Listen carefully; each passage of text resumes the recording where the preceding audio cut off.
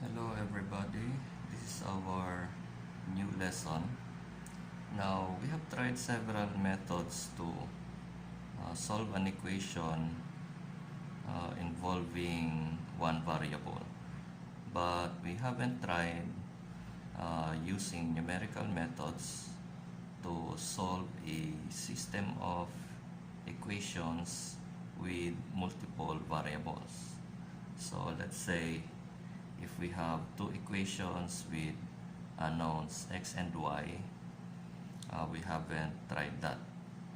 So these methods, such as fixed point iteration, can also be used in doing these kinds of problems, especially for the nonlinear systems. So if we look at on our example, nonlinear, we refer to variables raised to orders higher than 1. So let's say we have a term x squared or x cubed or x to the fourth and so others. So we go immediately to our example. Do I have to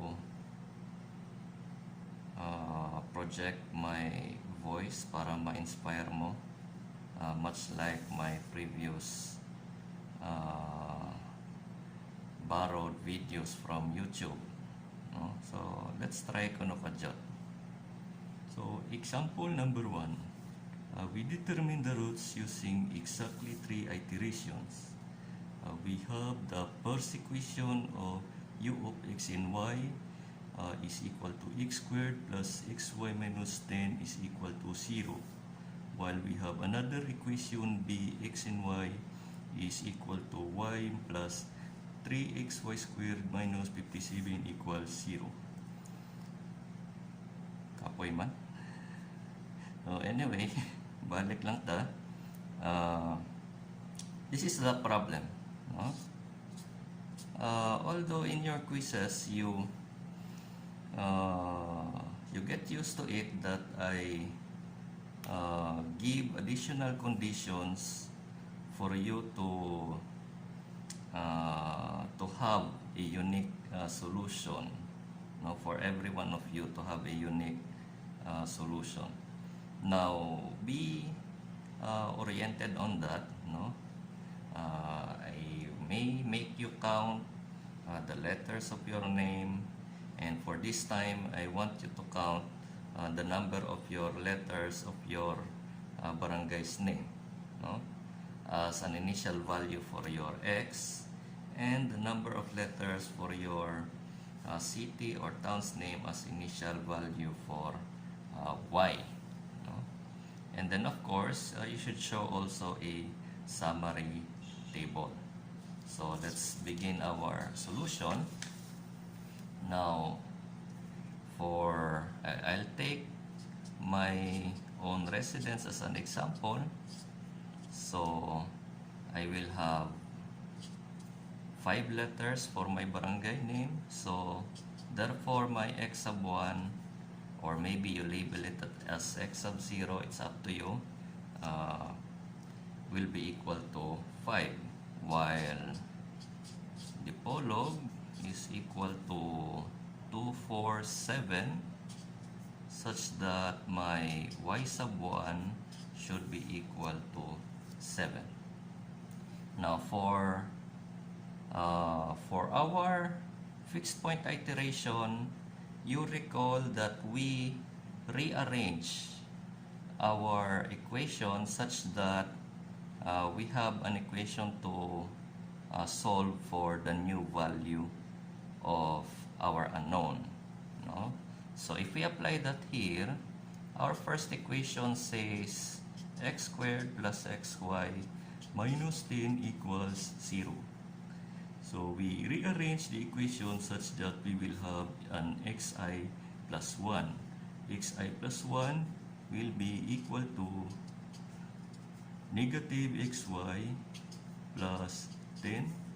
That would be squared here. This is xi and yi we take square root, oh, that's not possible because this is negative. I think we don't have a problem. It's just that there is a tendency that this will result to a negative number and we will have an imaginary answer. So let's try another equation. Now, if I will be rewriting the equation like this one, that's also valid, such that if I will do transpose this to the other side and divide both sides by x plus y, we will have xi plus 1 is equal to 10 divided by x sub I plus y sub I. Now, notice na I am not readily taking this term involving linear x as our as the term that will remain on the left side, no? Because of course we can do transpose x squared to the other side. We have negative x squared plus 10 and divide it by y, so you will have something like x is equal to negative x squared plus 10 divided by y.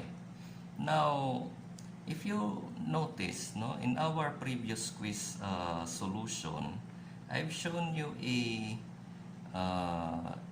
an equation for fixed point iteration in which I just did take the linear order term for x and then have it as our equation, no? Sa tupakatong naalay x, mulong tayo akong gibilin sa left side and all the other terms, put that on the right side and then maybe some transposition of coefficients. For this case, ang yang coefficient is y, although of course it's not a coefficient, no? Pero mo iya ang style last time, no? It's much like we have 3x here and then I divided 3. Why I do not pursue on that kind of making a new equation for x? It's because by experience actually, we don't have a converging solution every time we try to do that kind of equations, no? It's oftentimes a diverging type of solution, although there's no rule in fixed point iteration which says that this is an invalid equation. This is correct. This can be correct, no? Only that, or even this is really correct, no? It's only that at many times this equation will not give us a good solution. So that's why we don't use this equation. And I have shown it that, and I've shown that to you on our previous solution. Now, when we only have one variable involved. So instead, what I will do is I will be involving the second order term. That's why I collected x for these two terms here and then made the transposition and the cross multiplication, so I ended up to this equation, no? So that's one. But we only have an equation for x here. Remember that we have two equations. The second equation you will use in solving y. So we have the second equation looks like this one, no? If you look, this is the function v. So this is the function v. I will do a similar strategy to it, such that I will collect y for these first two terms and then I will transpose the 57 constant and cross multiply this term for us to have an equation for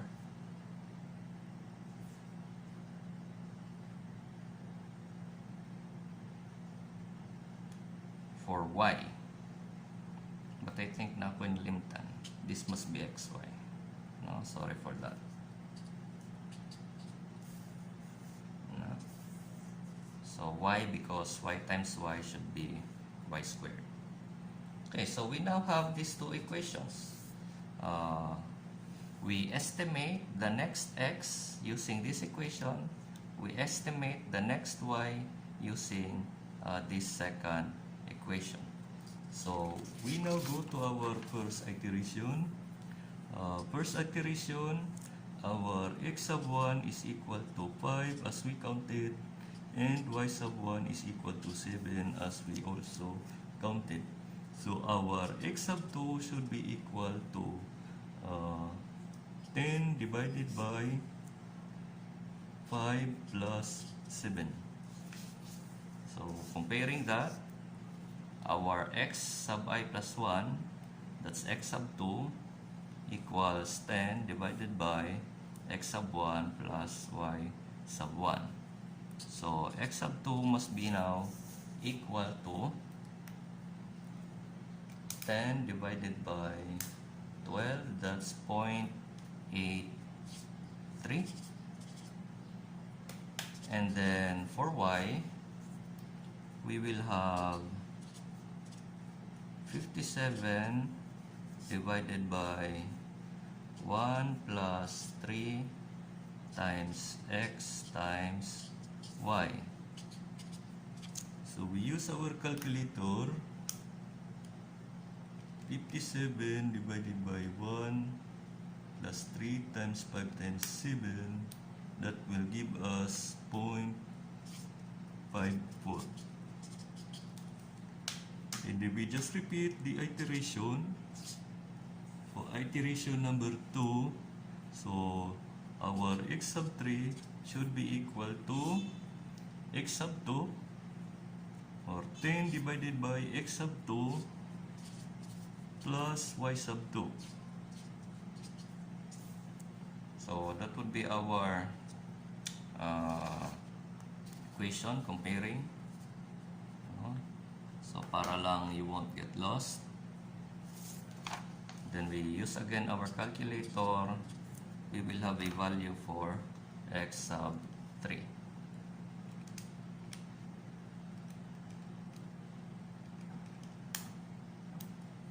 So this gives us 7.30.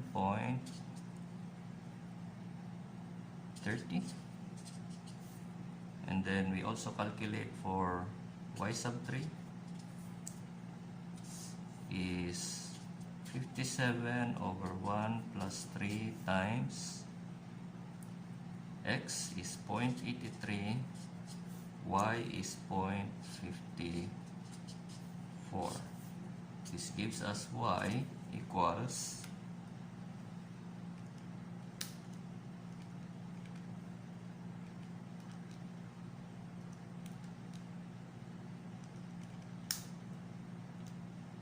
24.31.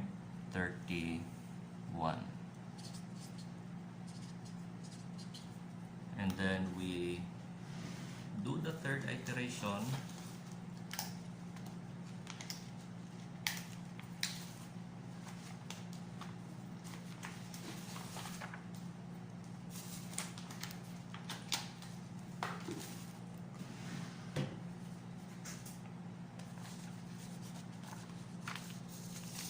So for our third iteration,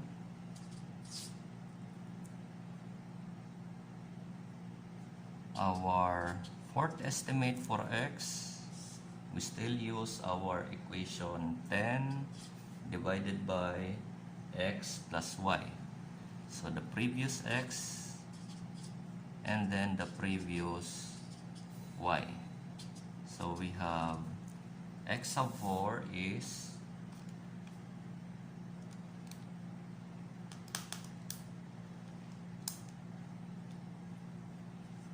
0.3 32. And then we have y sub 4.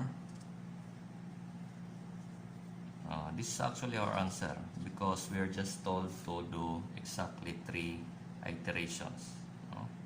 And then y sub 4 will be 57 divided by 1 plus 3 times xy. So xy 7.3, 24.31, giving us 57, 3,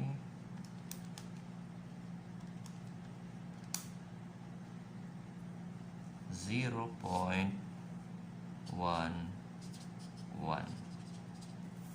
So if you notice, our answers are fluctuating, no? Murag lagyo kay siya glabay. If we look on our first estimate, calculated estimate, it's 0.83, a number less than 1, and then it gets larger, 7.3, and then it gets small again, 0.32. No? So this actually just leading to the correct answer. If we will do the classic algebra here, I think the answer will be 2 and 3 for x and y. So meaning x will have a correct value of 2.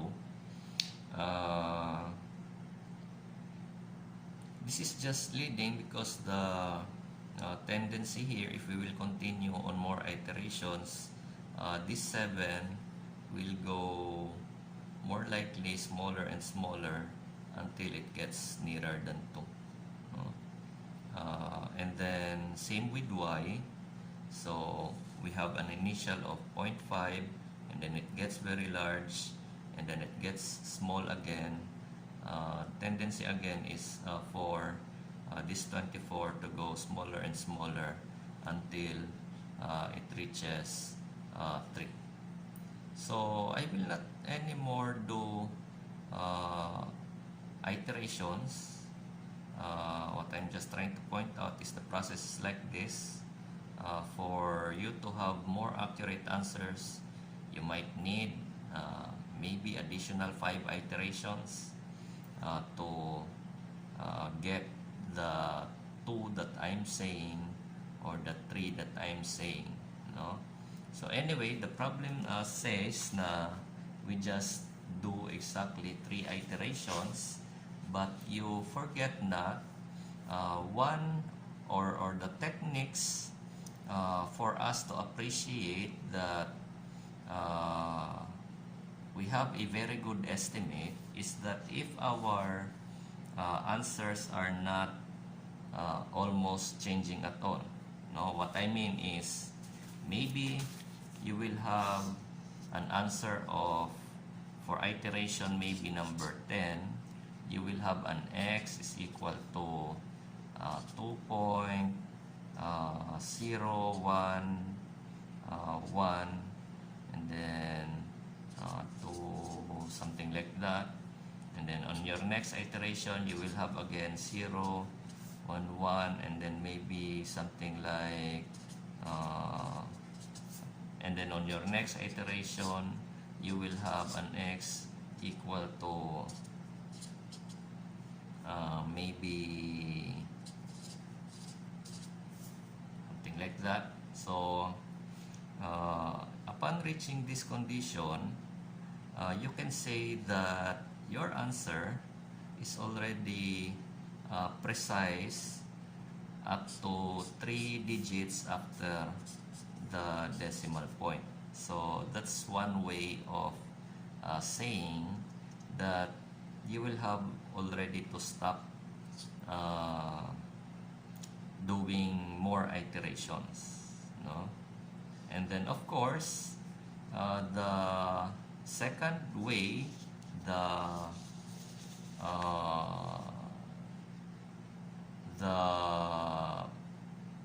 way that we use often in our quizzes is estimating the errors, no? So in this case, we will have to calculate the error for x and the error for y. So we will have two error quantities.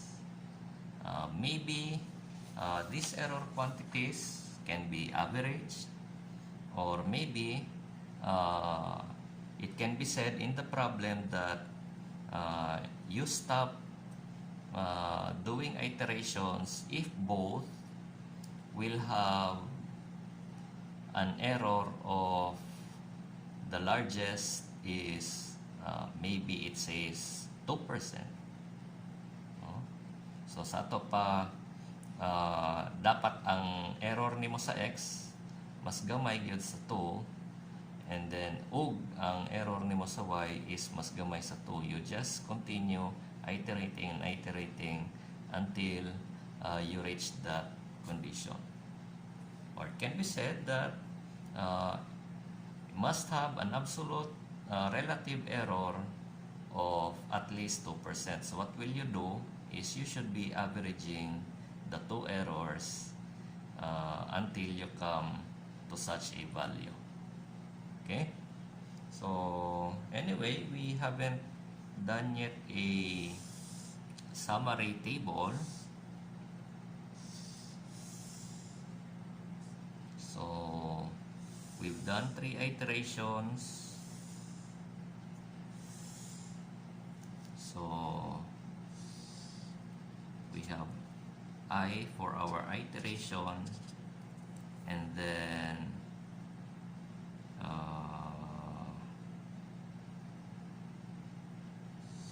we will have a column for x sub I and y sub I.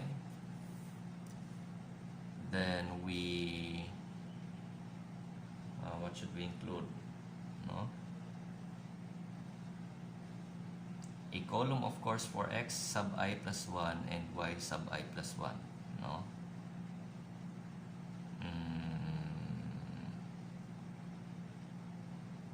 Yes, only the columns. No? So, medyo dako din yung pagka-drawing na ko. So, at least ka na lang. Although, of course, if you are tasked to calculate for the errors, then you must also include 1 or 2 columns for the error, depending on how the conditions are set in the problem. So let's just copy the results. So we have for first iteration 5 and 7, and then for the results,